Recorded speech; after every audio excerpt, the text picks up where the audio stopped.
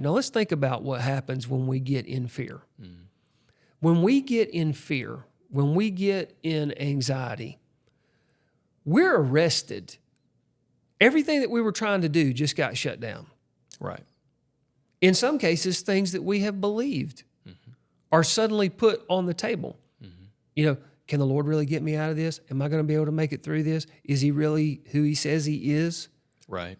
Does the Bible really apply to me? Is what I read, is that really good for me?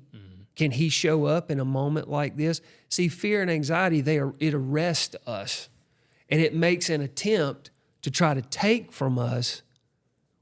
Remember that place of Rephidim? Rephidim is the place of rest. Right. It tries to steal that resting in God that we're supposed to have with our identity in Christ.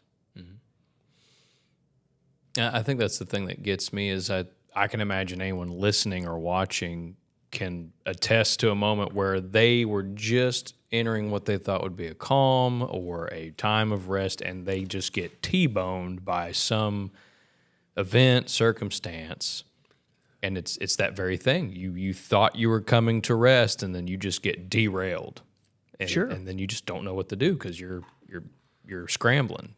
We're actually living in a time when nothing has to happen. People can literally just sit and make them spin themselves out, Right. in their own head. Right. You know, I've talked to people that would get in a full state of worry and panic over things that aren't even happening. Right. They're what ifing. It's speculation. Yeah. Yeah. Yeah. Well, if this happens, and if that happens, and if this person does, and if that person doesn't, then these things are going to happen. And then that is like, Hold on. Slow your roll. relax, relax. None of that's even happening. Right. You know, we have better in God than that. Right. We have better in God. That is not what the Lord wants for us. That's not what He's intended for us. He has provided us a rest in Christ. He's provided us a better way in Christ. So if we're going to if we're going to live in what God has provided, we've got to allow ourselves to trust, what He has declared over us. We got to believe what He says.